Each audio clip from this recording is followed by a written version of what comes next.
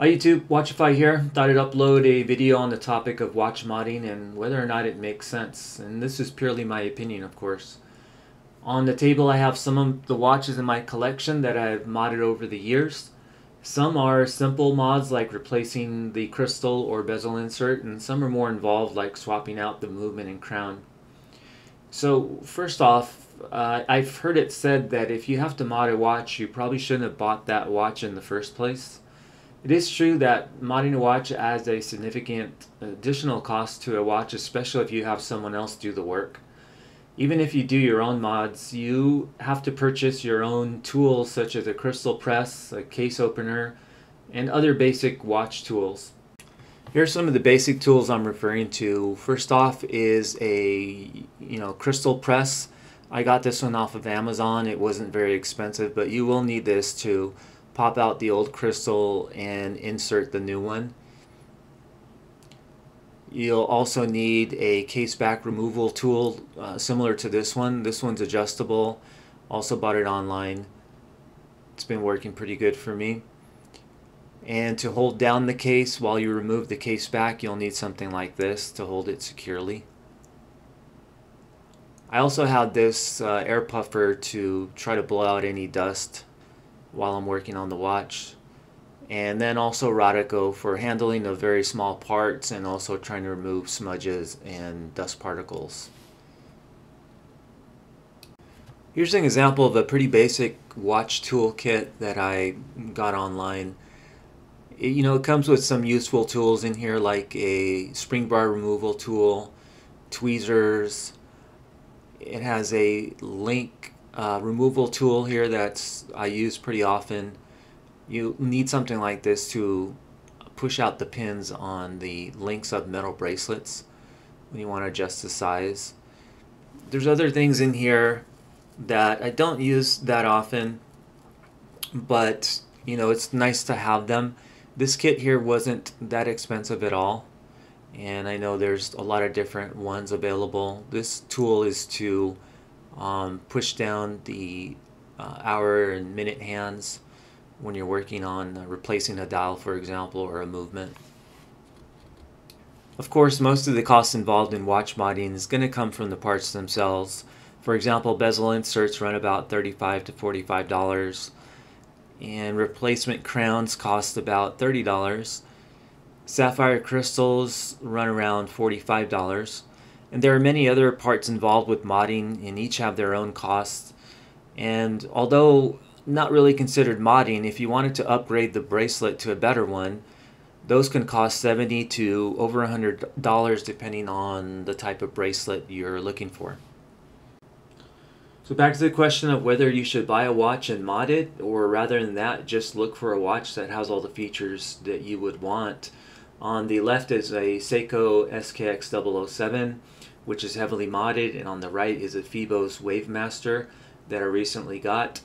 And for the Seiko, I had to add a lume ceramic bezel, sapphire crystal. I had to switch out the movement to a hacking and hand winding movement, and I got a better bracelet for it. Whereas the Phoebos had all those things out of the box, and it costs less than the pre-modded Seiko SKX. Maybe I would say that, hey, well, one's an actual Seiko, and I wanted to keep that brand name but upgrade the specs. The thing is, with so many parts replaced, is this Seiko SKX really a Seiko? I could have sourced all those parts online, like the case, the movement, hands, bezel insert, and a Seiko dial, and put that watch together myself. The end result would, for all intents and purposes, look like a Seiko watch, even though it wasn't built in a Seiko factory. Some of these mods significantly change the look of the watch. If you were to consider the watch as a baseline that you want to change certain elements to make it uniquely your own, then watch modding is the way to go. There's almost infinite possibilities in changing the look based upon the parts that you select. And I'm familiar with Crystal Times and DLW, but there are other part sources out there, including places like eBay. One thing I wonder though, when modding a watch, does that compromise the water resistance of the watch? I don't have the tools to test water resistance, but I would imagine some of my modded 200 meter divers no longer have the same water resistance as they had before the mod. I'm not a diver, so it doesn't worry me so much, but for some others this may be a downside. Another thing is that you could damage your watch during the modding process, and this is mainly why I don't mod some of my more expensive watches. In the past I've ruined hands when I tried to mount them onto the stem, or I've nicked the case of the watch, one of my watches, while I was attempting to remove the bezel. I've lost parts because they were so tiny, once they fell to the floor I couldn't locate them again, and I had to purchase replacements. I've done mods also where later on I realized that there was dust or a hair trapped under the crystal, and I had to redo it. I own many Seiko watches, many of which came with Hardlex crystals. On some of these I've switched them out to a sapphire crystal, even though I've never really had a problem with Hardlex picking up scratches. I owned a Orient Ray 2 which had a regular mineral crystal, and even though I was careful with the watch, I could see the crystal had picked up some fine scratches. This makes me think that Hardlex really is not that bad to keep on a watch, and it calls into question whether upgrading the sapphire is really necessary. I think in my case I did it simply because I wanted to. Of course, if someone has a crystal that's already very badly scratched up, it would make sense at that point. I own some Seiko watches that actually came with a sapphire crystal and ceramic bezel. The King Samurai and the King Turtle are examples of this, and because of that I don't have any desire to mod these watches. These watches cost more than the regular Samurais and Turtles, but at least consumers have the option of paying more for those specs if they want them. I wish Seiko did this more often for some of their more popular models, but most times Seiko comes out with a watch model and it only has one option, and that's the regular Hardlex crystal or aluminum bezel insert. Some of you may be wondering if modding a watch possibly improves the resale value. I have yet to sell any of my modded watches, but I'm thinking it does, although there are probably some purists out there who would avoid buying a modded watch. Modding can get expensive and you may not be able to recoup that entire additional cost upon selling it. Some people may wonder why someone would modify an inexpensive watch. So this Seiko SNKL23, for example, you can purchase it for a little over $100, but I purchased a sapphire crystal and a bracelet for it, so that cost is approaching the cost of the watch. I did it simply because I wanted to do it, not for any other reason. Part of me enjoys taking an inexpensive watch and upgrading it to match a more expensive similar watch model.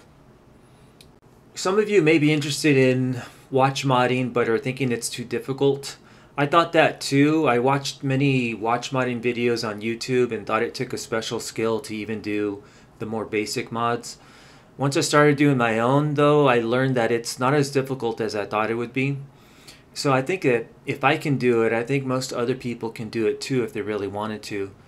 It does seem that available mod parts tend to be Seiko-centric in that they're compatible with the most popular Seiko models. I have seen compatible parts for Orient and other watches, but there's far less selection. I think the Seiko SKX really spawned the watch modding craze, so the manufacturers cater to that particular watch. To summarize, like most things, there are pros and cons to watch modding. Being able to customize your watch to your liking and knowing that the watch you're wearing is special is a big draw to some. If you wanted to learn more, I would encourage you to check out all the watch modding tutorial videos out there on YouTube.